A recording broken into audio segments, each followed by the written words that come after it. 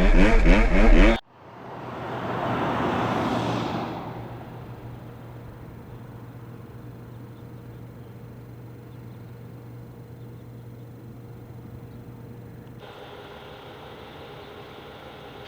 name is Cory Flewellen, and I drive for Red Bull KTM Factory Racing. The day started off pretty easy, just because all the prep work that went in this week prior, because the prep for this race actually started last Sunday, the day after Arizona, where we drove back from Arizona, got back to the shop, immediately emptied everything out of the trailer and brought it into the race shop so all the guys could start working on their bikes first thing Monday morning. Pretty much, for the most part, loaded everything but the race bikes back in the truck. And then Tuesday night, we loaded the race bikes, got everything buttoned up, and then when I woke up this morning, had a pretty relaxing morning. Drove to the detailing shop, stopped and got some more soap and chemicals, some brushes, because we're going to be heading to Minneapolis next week. Got to get all that stuff before we head out. We're going to be on the road for about 5 weeks before we return after Seattle. And now we are heading out. Our roll time was 10 o'clock. It's 10:24 now, and we're on our way to Anaheim 3, the final West Coast round for a while. So we're about 45 minutes out of the stadium, but I think the wind is supposed to be picking up here by the 91, and traffic is going to be backing up just as usual morning traffic is. So it might take us a little bit longer, but it should be a quick, easy drive today. I would see the mechanics, and I, for the longest, thought that I wanted to be a mechanic. And then we talked to some of the mechanics, and they were all like, "You don't want to do this for a living. Like, it looks all good from the outside, but it's not what it's really like." And so I kind of took that, and I was like, "Well, what else could I do in the industry?" And I'd always looked at these trucks and was amazed when I saw these trucks roll through the pits. And walking through them, like my dad and I would walk through and just look at the trucks. I was finally like, yeah, I want to drive one of those.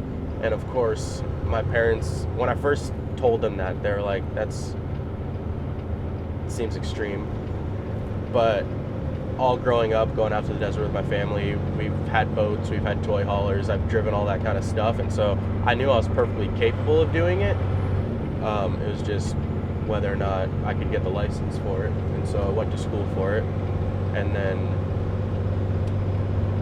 5 years later, we're here now, but started outside of this industry with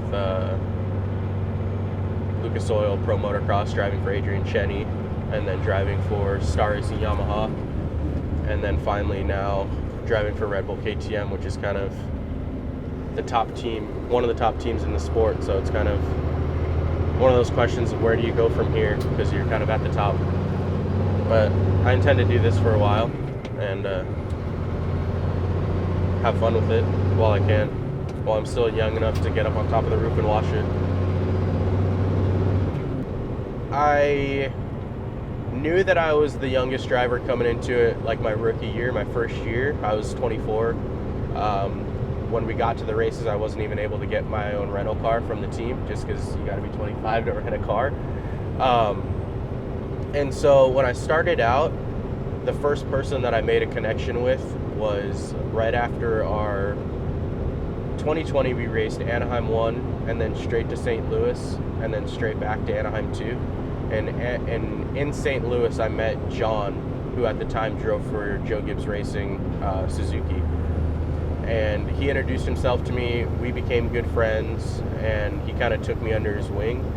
And I learned a lot from him, a lot from the other Yamaha driver, Ken, and just kind of tried to do everything to the best of my ability and make sure that the truck was always looking great after every single race. And then between races, when the guys were building, I was inside cleaning everything, and I tried to just make sure when we rolled up to the next race, from the outside to the inside of the truck, it was clean.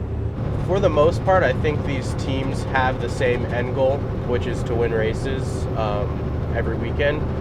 But I think the way that the teams go about doing it is a little bit different. Here at KTM, image is a super important thing. So if that means something on the exterior of one of these tractors or trailers isn't right, it's our job as the driver to get it fixed and make sure that when we roll into the next race that everything is looking the way it should. There's no like second best. It's stuff needs to look right, be right, and we'll go win races on the weekend, because if you look good, you feel good, you race good. All those things go into play. So on this trip to Anaheim, which is pretty short, we're all leaving at the same time. It's not like we did build days on different days, so we all scheduled to roll out at 10. So we all kind of leave the shop at the same time, get on the freeway, and then caravan. We've got Jerry, who I don't know, I haven't actually asked him if he likes leading or not, but he usually always ends up being the leader on the way. And he'll take the lead. He'll kind of set the speed, and then we'll all kind of set our cruise controls or just kind of regulate off of that. We all have our CB radios, so we're all on a different channel than what all these normal truckers are on, so then we're not dealing with all their radio traffic. But we'll talk to each other if we see any road debris, if we see hazards on the road, if there's potholes or anything on that. If it's a long drive, we'll end up every couple hours stopping at a rest area. People use the restroom, stretch their legs.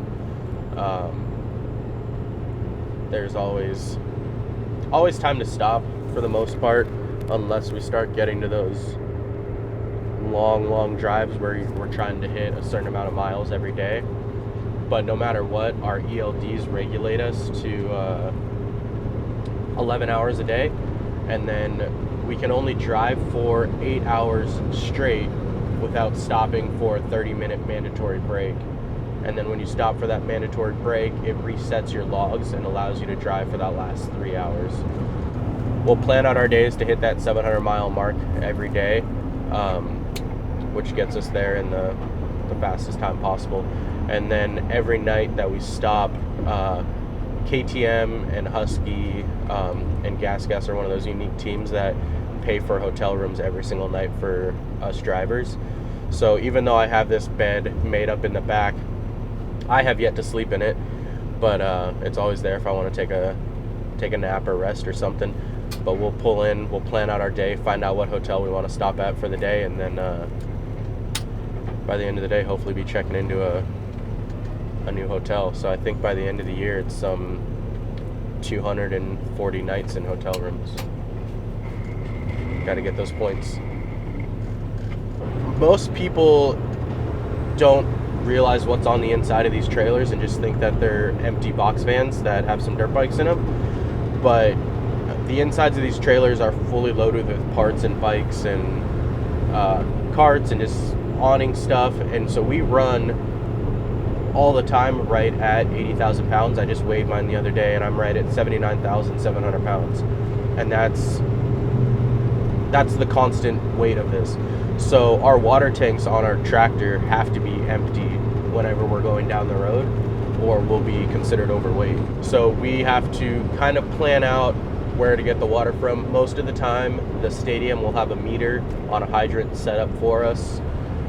So as soon as we get to the stadium, we'll pull up to that hydrant and fill up our tanks, and then either that same day or the next morning, we'll hook up all the lines that go from the tractor to the trailer that transfer all that water to the trailer via a big pond pump, and then that goes through our DI systems, and we'll spend the day washing the trucks, washing the trailer, cleaning everything off.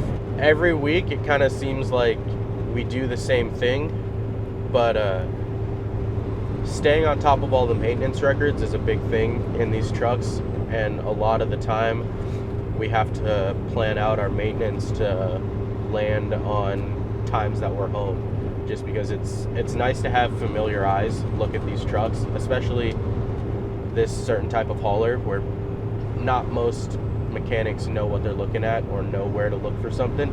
And so we try to keep all of our maintenance back in Temecula.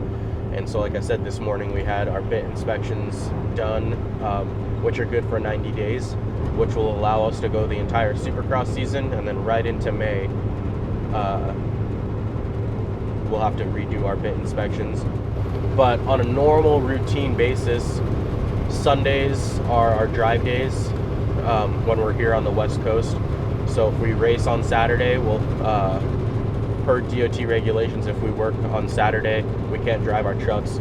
So we will head back to our hotel Saturday night, get a full night's rest, and then Sunday wake up, head to our trucks that are usually parked at the stadium, and then head home back to Temecula, which usually isn't more than, on these West Coast rounds, more than a 9 or 10 hour drive. But then Mondays we'll come in, and then I'll start the process of cleaning the inside of the trailer. So I'll go from top to bottom, wipe all the floors, wipe all the counters, put countertop polish on anything that needs to be repolished, wipe down all the glass and reflective surfaces, get all the fingerprints off just from the guys being in there over the weekend. And then I'll clean the lounge, vacuum the lounge, wipe all the cushions down, go upstairs, reorganize anything that just kind of got thrown in after the race. We'll shampoo all the carpets on Monday. That's the carpets that are inside the trailer, all the carpets that are underneath the bikes. Those all get shampooed and cleaned, and then they'll sit out to dry. Like I said, we're planning for this 5-week stint that we're going to be heading out on. So we had all of our DI bottles, which are our deionized water tanks that filter our water, so when we wash our tractors, they're spot free. We set up with South Coast Water and had them come and exchange all of our tanks. So we went up the stairs and disconnected all those lines, and then kind of just slowly start putting the pit carts back in, strapping those down, making sure just everything's in order. And then all day Wednesday, if we're heading to the track on Thursday, all day Wednesday we'll spend washing. So we'll wake up, either head to the track or head to the shop, wash the trucks, top to bottom. And when I say top, we're up on the roof, scrubbing the top of the roof, because KTM and a couple other teams have fully painted roofs. So when we get up there and wash them, we'll get those all clean, so when the guys roll the awning out onto it, we're not getting any dirt or dust on the awnings. And then yesterday, after I finished washing, I waxed and polished the top of the tractor. That was the last part on the tractor that I needed to get polished before we head to Minnesota. And then I headed down to the ground and polished all 10 wheels on the tractor and trailer. Throughout the week, there's just a lot of cleaning, a lot of housekeeping stuff, a lot of errands just to run and get supplies that we need in the trucks, just consumables that they use.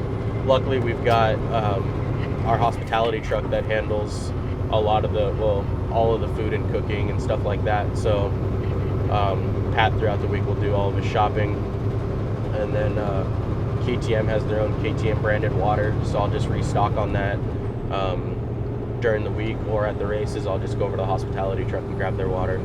But a lot of just keeping stuff clean is what goes on during the week, so that when the truck rolls back into the race, it's spotless. There's not a speck of dirt on the inside, and for the most part, not too dirty on the outside. The way the schedule should work is we wash on Thursdays, and then parking is first thing Friday morning, and the team flies in on Fridays. So if the team shows up right after we park, we'll have both of these semis set up in about 2 hours. It probably takes maybe about an hour per truck. There's quite a organized system that happens each week, and all of these guys on the team have done it so many times that if one person's doing one job, the other guys know to not tag along on that job, but pick something else, and the whole canopy setup goes up real quick, which is super nice. And then it's the same thing with teardown, where KTM is one of the unique teams where they believe in keeping the setup up until pretty much the end of racing. We don't want to, the guys still have to work underneath the tents and outside of the trucks once all the fans go inside, and most of the teams will actually tear down to a point where the riders are working under dim light. So we'll leave our canopies up until the very end, and then as soon as the checkered flag goes for the 450 event is when we'll start tearing stuff down, and we'll be out of there. Usually Supercross races, we're out of there before midnight, and then let's head back to the hotel, wake up in the morning, drive back to the shop, wash everything, and then start the week over again.